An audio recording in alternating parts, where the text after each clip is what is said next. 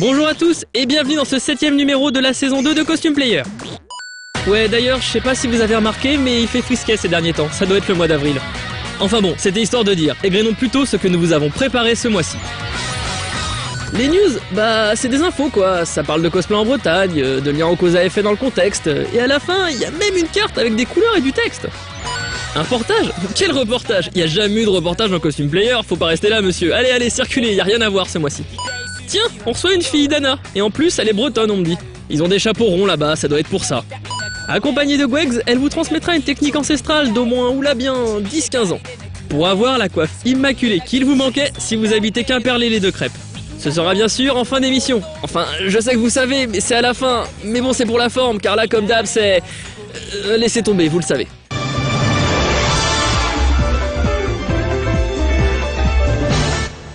Mesdames et messieurs, des maths. Débutons sans plus tarder ces news qui sentent la mouette et les embruns. Chapeau rond et coiffe bretonne au programme ce 1er avril dernier, afin de fêter la sortie du dernier tome du manga bretonno-nippon Black Butter. La mairie du Guilrinec et son bagad ont proposé le temps d'un fest-noz un défilé cosplay entièrement inspiré des costumes de la série. On notera pour cet événement un niveau particulièrement relevé, tant sur la variété et la confection des costumes que sur la précision des chorégraphies. Inutile de dire que le public fut conquis. Nous vous signalons que Dana, l'invité de cette émission, est bretonne, comme Nico, l'invité du mois dernier, et comme Steven, notre cadreur, et ça fait beaucoup pour une seule émission. Or, qui dit Bretagne dit pêche. Qui dit pêche dit poisson. Qui dit poisson dit 1er avril. Qui, comme par hasard, tombe pile aujourd'hui. Surtout qu'au 1er avril, on fait des blagues, donc des vannes. Or, Vannes est une ville de Bretagne. La boucle est bouclée. Coïncidence? Je ne crois pas. Et nous pensons qu'il était essentiel de souligner ce point. Bar à bâbord vers l'agenda des conventions se situant plein ouest. Dans le cadre du festival bande dessinée et caramel au beurre salé au Mont-Saint-Michel le 1er avril, un concours de cosplay maritime est prévu sur le thème de la mer, des marins et bien sûr de la Bretagne. Car comme chacun sait, le Mont-Saint-Michel est breton. Surcouf, Astérix, Corto Maltese et Menhirman, tous les héros qui sentent bon l'iode devraient être de la partie. Pour plus de précisions sur cet événement et les autres, n'hésitez pas à consulter les sites de ces derniers et bien sûr toujours l'impayable Galette Forum France. Nous arrivons à la fin de ces news, je vous donne rendez-vous au mois prochain et en attendant je vous souhaite plein de poissons cloués dans le dos. Kenavo et Avéchal.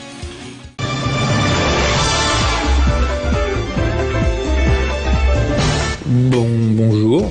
Bon, en fait, on m'a demandé de venir sur le plateau pour vous annoncer un changement. Finalement, je suis au courant de rien, donc c'est un petit peu...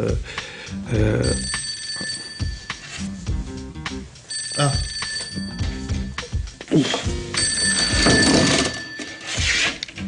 Ouais. C'est toi, Lydian? Ouais. Oui, non mais... Ouais, bah tu sais quoi, le mieux c'est que tu leur dises, hein. Je te mets en haut-parleur. Hein. Salut. Oui, donc là en fait, j'avais un truc à vous dire à propos d'un événement passionnant, mais en fait j'avais piscine. Donc, si ça vous dérange pas trop, on va passer direct à l'interview. Je vous jure que c'est la première et la dernière fois. Hein. Enfin, l'autre fois, c'était pas pareil. Sans rancune, merci.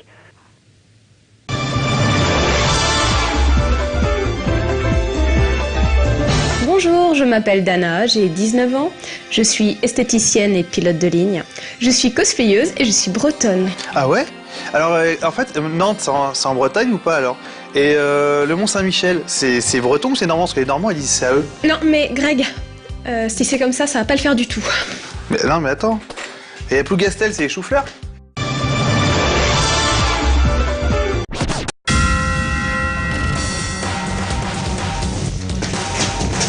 Tuto.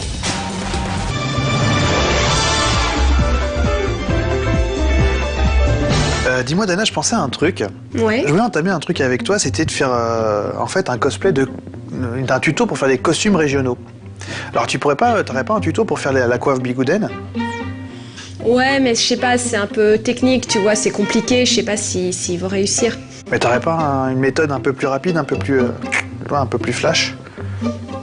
Je crois que j'ai ce qu'il te faut. Ok. Combo jingle, apparition de table. Et donc Dana, qu'est-ce qu'il nous faut comme matériel pour commencer ce tuto? Alors il nous faut des ciseaux, un élastique et un rouleau d'essuie-tout. Et c'est tout. Je tiens quand même à remercier notre ami Forumer qui nous a fourni son dernier rouleau d'essuie-tout alors qu'il avait reçu juste avant une cargaison de DVD direct du Japon d'un quartier un petit peu chaud. Je sais que ça va te manquer, merci beaucoup mec. Et tout de suite on passe à la mise en pratique.